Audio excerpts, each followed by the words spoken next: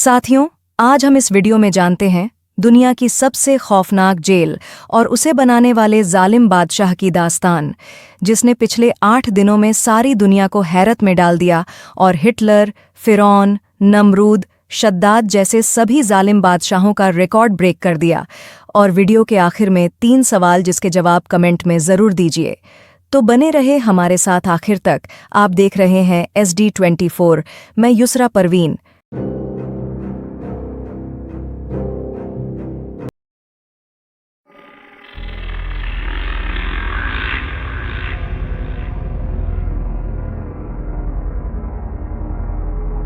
साथियों, सीरिया की सरजमीन पर एक ऐसी जेल है, या यूं कहे थी, जिसकी हकीकत सुनकर आपका कलेजा कांपने लगेगा, दिल में खौफ की ज्वालामुखी भड़क उठेगी।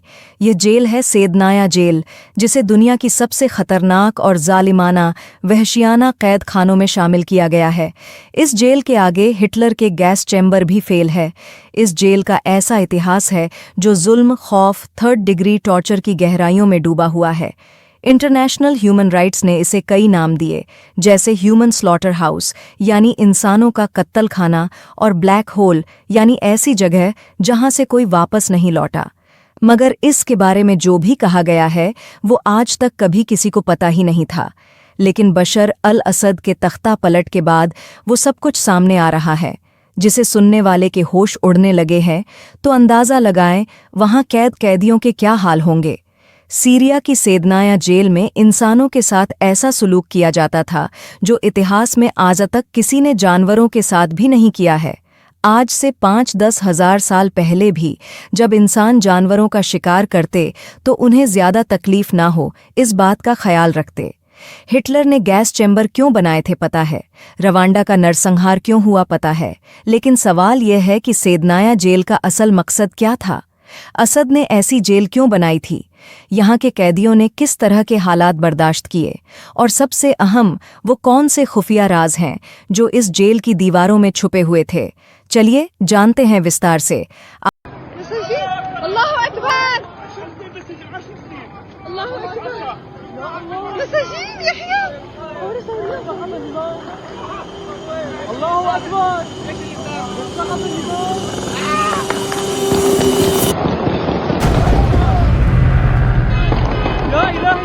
सेदनाया जेल की बुनियाद 1980 में रखी गई, जिस वक्त इजराइल और ईरान मिलकर इराक पर हमले कर रहे थे, यानी इराक ईरान में युद्ध शुरू हुआ था।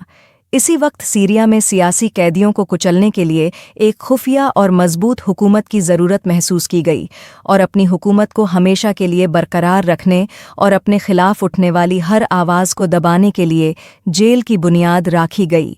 सेदनाया जेल दमिश्क में मौजूद है और अपने डिज़ाइन, खुफिया ढांचे और हाई सिक्योरिटी के लिए बदनाम है। सेदनाया जेल को सीरिया की असद हुकूमत ने ख़ास तौर पर उन कैदियों को कैद करने के लिए बनाया था जो सरकार की पॉलिसी के खिलाफ थे। ख़ास तौर पर मुसलमानों के रहनुमाओं के लिए इस जेल को दुनिया के ख़तरनाक तरीन कैद खानों में शुमार किया जाता है। साथियों, SD24 न्यूज़ को 15 दिसंबर से 14 जनवरी तक मिला हुआ फाइनेंशियल सपोर्ट और YouTube के सभी सोर्सेज से जमा इमदाद गज़ा इमरजेंसी रिलीफ के लिए UNRWA में जमा की जाएगी। उन सभी मान्यवरों का शुक्रिया जिन्होंने छोटे बड़े अमाउंट से सपोर्ट किया। 14 दिसंबर को हमने आपकी अमानत $300 UNRWA में जमा की है। इसकी पूरी डिटेल जानकारी अगले वीडियो में दी जाएगी।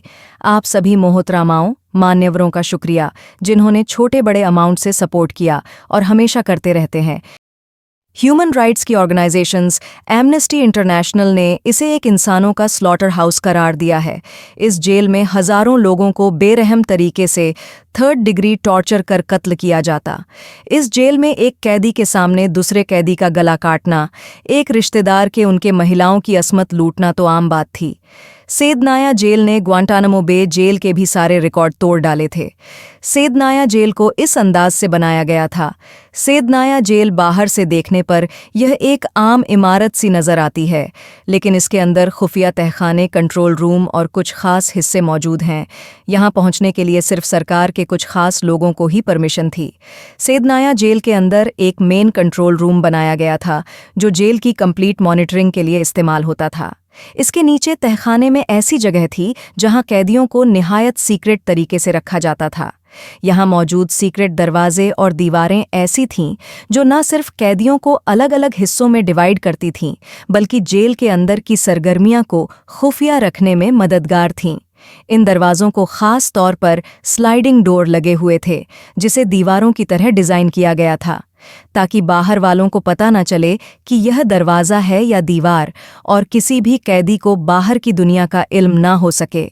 सेदनाया जेल बनाने का मकसद सिर्फ कैद ही नहीं था, बल्कि एक ऐसा सेंटर था जहां कैदियों को मेंटल, फिजिकल और स्पिरिचुअल यानी रूहानी तौर पर तोड़ दिया जाता था।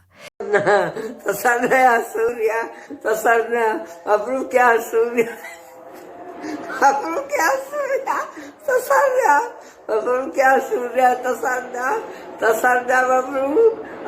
सेदनाया जेल का हर कोना, हर तहखाना और हर दीवार इंसानी जुल्मो सितम की कहानियां सुना रही हैं, लेकिन यह सिर्फ आगाज है, क्योंकि इसके अंदर छिपे राज और भी ज्यादा खौफनाक और दिल दहला देने वाले हैं। सेदनाया जेल में कैदियों को अलग अलग हिस्सों में डिवाइड किया गया था। हर हिस्से का इस्तेमाल एक खास मकसद के लिए किया जाता था। सबसे पहले हिस्से को रेड सेक्शन कहा जाता है। रेड सेक्शन नाम के हिस्से का इस्तेमाल कैदियों को कत्ल करने के लिए किया जाता। रेड सेक्शन में रोज़ाना दर्जनों कैदियों को फांसी दे दी जाती या गला काटने जैसे इंतहा जालिमा तरीकों से मार दिया जाता।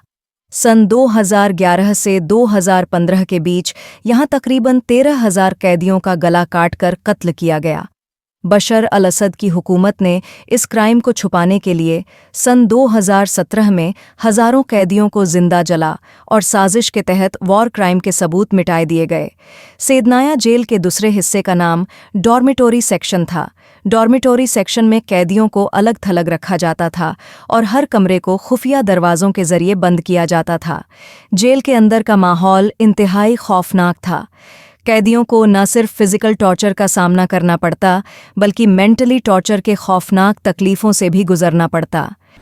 Prisoners inside there, then it helps you to understand that this is what's above the ground and there's supposed to be 3 floors under the ground. There's thousands of people right now who are queuing, hoping that their loved ones। Saydnaya jail के कुछ कमरे नमक से भरे होते थे। उस नमक का इस्तेमाल कैदियों को पनिशमेंट देने के लिए किया जाता था। इस जगह कैदियों के जिस्मों को कोड़े मारकर लहूलुहान करने के बाद उस पर नमक छिड़का जाता। इन कमरों में उन लोगों की लाशें भी रखी जाती थीं जो टॉर्चर या भूख से मर चुके हों, ताकि जिंदा कैदियों में हमेशा खौफ बना रहे। सेदनाया जेल एक ऐसी जगह थी जहां हर दीवार, हर दरवाज़ा और हर तहखाना जुल्म सितम की गवाही देता था। लेकिन इस जुल्म की दास्तान यहीं पर ख़त्म नहीं होती। सेदनाया जेल के अंदर होने वाले जुर्म और इंसानी अधिकारों को कुचलने की कहानियाँ इससे भी ज़्यादा खौफनाक और हैरतअंगेज़ है। यहाँ कैदियों को रात के वक्त लोहे के पाइप, सरिया जैसी चीज़ों से मारा जाता और कैदियों को ज़मीन पर लेटाकर उनके जिस्म के अलग अलग हिस्से यानी हाथ, पैर, प्राइवेट पार्ट को मरोड़ा और तेज़ी से दबाया जाता। इस खौफनाक टॉर्चर के दौरान जिस्म की कई हड्डियां तक टूट जातीं। यहाँ जुल्म के लिए फ्लोटेड कारपेट जैसे खौफनाक तरीके अपनाए जाते, जिनमें कैदियों को बांधकर इन पर लगातार टॉर्चर किया जाता। कैदियों को कई दिनों तक प्यासा और भूखा रखा जाता। भूख की शिद्दत इस हद तक बढ़ जाती थी कि कैदी अपना पेशाब पीने पर मजबूर हो जाते। सेदनाया जेल में दवा पानी का कोई वजूद ही नहीं था और बीमार कैदियों को इलाज के बगैर ही मरने के लिए छोड़ दिया जाता था।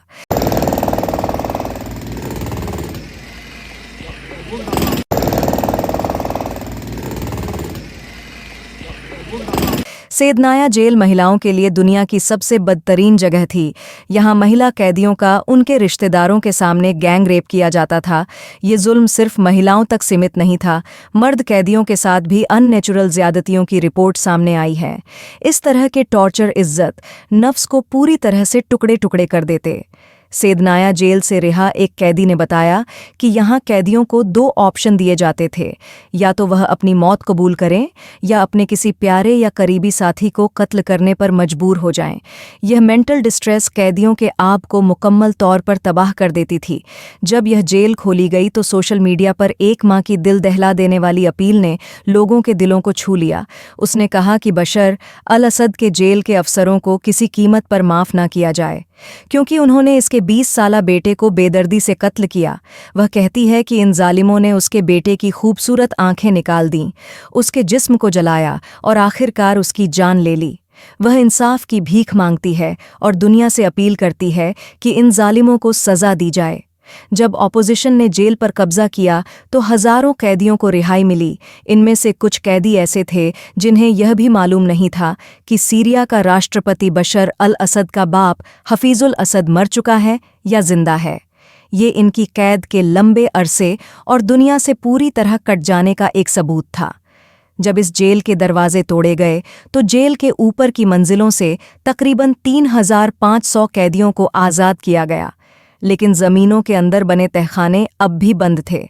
आज भी ऐसे कुछ तहखाने हैं जिनकी खोजबीन जारी है और रास्ते मालूम किए जा रहे हैं।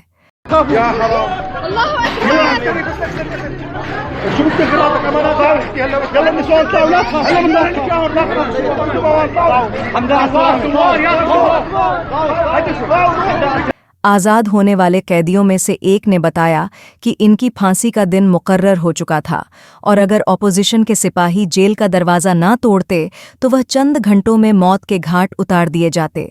जेल के ऐसे खुफिया रास्तों के जरिए कई गार्ड्स फरार हो गए जिन रास्तों के बारे में कोई नहीं जानता था। कैदियों की रिहाई के बाद सीरिया समेत दुनिया भर में सेदनाया जेल के खिलाफ आवाज़ उठनी शुरू हो गई। ह्यूमन राइट्स ऑर्गेनाइजेशंस ने मांग की है वहाशियाना जेल के जिम्मेदारों को कड़ी सज़ा दी जाए और कैदियों को इंसाफ दिया जाए। सेदनाया जेल के दरवाजे खुलने के बाद जहां कैदियों को आज़ादी मिली, वहीं इनकी दर्दनाक कहानियों ने पूरी दुनिया को हिलाकर रख दिया। यह लम्हा कैदियों और इनके ख़ानदान के लिए खुशी और गम दोनों साथ लेकर आया। एक तरफ आज़ादी की खुशी थी तो दूसरी तरफ जुल्म ज़्यादतियों की यादें थीं जिन्हें कभी भुलाया नहीं जा सकता। आज़ाद किए गए कैदियों के लिए आज़ादी एक नई जिंदगी की शुरुआत जैसी थी। बरसों की कैद और वायलेंस, टॉर्चर के बाद बाहर की दुनिया इनके लिए अजनबी लग रही थी। कई कैदियों ने अपने खानदान को पहली बार देखा, जबकि कुछ ऐसे भी थे जिनके प्यारे इस दुनिया से रुखसत हो चुके थे। साथियों, आज की यह वीडियो सिर्फ एक कहानी नहीं बल्कि एक सबक है कि जुल्म के खिलाफ आवाज़ बुलंद करना ज़रूरी है। सेदनाया जेल के मजलूम कैदियों की जद्दोजहद हमें यह सिखाती है कि इंसाफ के बगैर दुनिया में अमन मुमकिन नहीं है। साथियों, पूरा वीडियो देखने के बाद इमेजिन करें और बताएं, मुसलमानों पर टॉर्चर की सारी हदें पार करने वाला बशर अल असद नेतन्याहू का छोटा भाई है या बड़ा? नेतन्याहू के पीछे अमेरिका खड़ा है और बशर अल असद के पीछे ईरान खड़ा था। सवाल नंबर 2, 50,000 फिलिस्तीनियों का नरसंहार करने वाला नेतन्याहू जालिम है या 70,000 अपने मुसलमानों का वहशियाना तरीके से कत्लेआम करने वाला बशर अल असद बड़ा जालिम है? सवाल नंबर 3, यहूदियों का नरसंहार करने वाला नाज़ी हिटलर, मुसलमानों का कत्लेआम करने वाला ज़ायनिस्ट नेतन्याहू, अपने ईमान वालों का कत्लेआम करने वाला बशर अल असद, तीनों में सबसे बड़ा जालिम कौन? तो ये थी सेदनाया जेल की पूरी हकीकत, जिसके सामने फ़िरौन, नमरूद, शद्दाद जैसे कई जालिम बादशाहों के रिकॉर्ड ब्रेक करने वाले बशर अल असद की दास्तान। मिलते हैं अगले वीडियो में, तब तक के लिए फ़ी अमानिल्लाह। आप देख रहे हैं सोशल डेमोक्रेटिक न्यूज़ SD24। साथियों, SD24 न्यूज़ को 15 दिसंबर से 14 जनवरी तक मिला हुआ फाइनेंशियल सपोर्ट और YouTube के सभी सोर्सेज से जमा इमदाद गज़ा इमरजेंसी रिलीफ के लिए UNRWA में जमा की जाएगी। उन सभी मान्यवरों का शुक्रिया जिन्होंने छोटे बड़े अमाउंट से सपोर्ट किया। 14 दिसंबर को हमने आपकी अमानत $300 UNRWA में जमा की है। इसकी पूरी डिटेल जानकारी अगले वीडियो में दी जाएगी। आप सभी मोहतरमाओं, मान्यवरों का शुक्रिया जिन्होंने छोटे बड़े अमाउंट से सपोर्ट किया और हमेशा करते रहते हैं। इससे पहले 13 नवंबर को $905 यानी 80,000 के करीब अमाउंट जमा किया था।